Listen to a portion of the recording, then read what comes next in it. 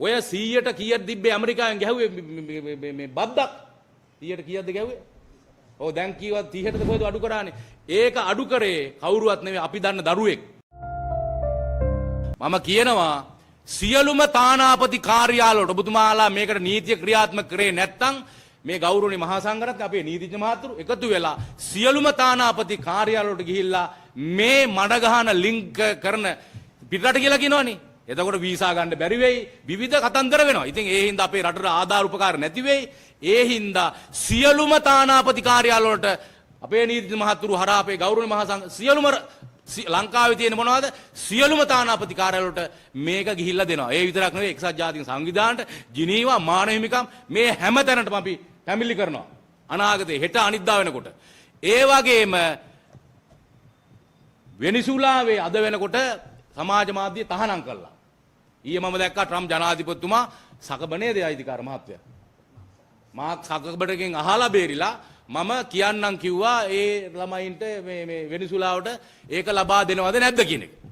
ඒතකොට ට්‍රම්ප් ජනාධිපතිතුමාත් අපිට හම්බ වෙන්න ක්‍රමයක් තියෙනවා. සකබ මහත්තයා හම්බ වෙන්නත් පුළුවන්. හැබැයි මතක තියාගන්න ඔය 100ට කීයක් තිබ්බේ ඇමරිකාවෙන් ගැහුවේ මේ බද්දක් 100ට කීයක්ද ගැහුවේ?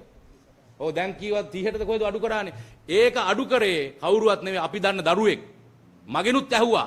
ඒ ළමයා එංගලන්තේ ඉගෙන ගන්නේ කේම්බ්‍රිජ්. ට්‍රම්ප් මහත්තයාගේ දරුවෙක් හා මුණුබුරෙක් ඒ දරුවත් එක්ක ඉගෙන ගන්නවා. ඒ හරහා තමයි මේ 100ට තිය ආවේ. 100ට තිය ආවේ එංගලන්තේ ඉන්න ළමයාගේ හරහා කතා කරලා තමයි වටේ ගිහිල්ලා කතා කරලා තමයි උගත්තේ. ඉතින් මේ අපි කිව්වේ නෑ. දැන් කියනවා. ඒ හින්දා ට්‍රම්ප් ජනාධිපතිතුමා හම්බ වෙන්නත් ඒ දරුවාට කියලා අකබ හම්බ වෙන්නත් කතා කරලා මේ කරන විනාශ නවත්තන්න රට දියුණු කරන්න සිස්ටම් චේන්ජ් කරන්න කිසි ගැටලුවක් නැහැ. අපි සහයෝගය දක්වනවා මේ රට කලම්බලා විනාශ කළා අතිගෞරවනීය පරම පූජනීය මහානායක මාහිම්පාන් වහන්සේලා ගාවට කියලා අවසානයේ උන්වහන්සේලාට දෝෂාරෝපණ උන්වහන්සේලාට පරිභව කරලා මේ සමාජ මාධ්‍ය හරහා නිල නොලත් මාධ්‍ය හරහා බැනලා අවසානයේ අනුර කුමාර ජනාධිපතිතුමා අධ්‍යාපන ප්‍රතිষ্ঠাන නැත්නම් 6 වෙනි ශ්‍රේණිය මේ වෙනකොට අකුල්ලාගෙන ලබන අවුරුදු දක්වා අරන් ගිහිල්ලා තියෙන ගොඩක් ස්තුතියි. පින් සිද්ධ වෙනවා.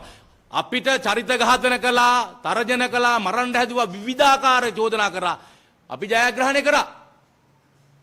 රටේ මිනිස්සු දරුවෝ වෙනුවෙන් හඬ නගපු සියලුම දෙනාට নমස්කාර කරනවා, ආචාර කරනවා. රටේ ජනතාවගේ උතුමන් වහන්සේලාගේ මඬ ගහලා හරි මඬ කාලා හරි වැඩේ නැවැත්තුවා. ඒ හින්දා සියලු පාර්ශ්වයන් කිව්වේ අධ්‍යාපන ඇමතිකම සුදුසු නෑ. ඒ හින්දා ආණ්ඩු සංශෝධන කැබිනට් සංශෝධන අපේ ජනාධිපතිතුමා එකතු වෙලා ඒක කරගන්න නොකරොත් ගොඩක් තියෙනවා මේ අර සුක්කානම ලංකා සිටියේම නැව එලවන්න ටිකක් අමාරු වෙනවා. එලවන්න අමාරු වෙනවා මොකද මේ අය බැඳලා ගස් බැඳලා තියා ගන්නට ඕන. එහෙම නැති වුණොත් මේ සිස්ටම් චේන්ජ් එක ඔබතුමා කියන චේන්ජ් එකට යන්න බැරි වෙනවා. ඒ හින්දා මේ ඔක්කොම එකතු කරලා ඇදලා බැඳලා තබලා රට දියුණු කරන්න කියලා අර මාව හේතුන් තත කවුද මේ ලික්වා යුන්ලා එතකොට හිටියනේ මහා සේනගක් මේ අපේ පුරාණ නායකයෝ ඒ අය මිනිස්සු කිව්වේ ලංකාව වගේ හදාගත්තොත් ඇති කියලා. අපේ විජයදාස මහත්තයා කිව්වා වගේ ඔය කාලකන්ණි දෙන්න මේ රටේ ඉපදුනේ නැති සිංගප්පූරුවත් එහා ගියා හොඳ යුරෝපයක් අද මේ රට. ඉතින් ඒ හින්දා අධාර්මිකව මේ රට දුවන්න එපා. ඉතින් ඒ හින්දා විජයදාස මහත්තයා කියපු ඒවා අපිට අදාළ නැහැ. ඉතින් ඒ හින්දා මේ දේවල් ජනාධිපතිතුමනි කරන්න.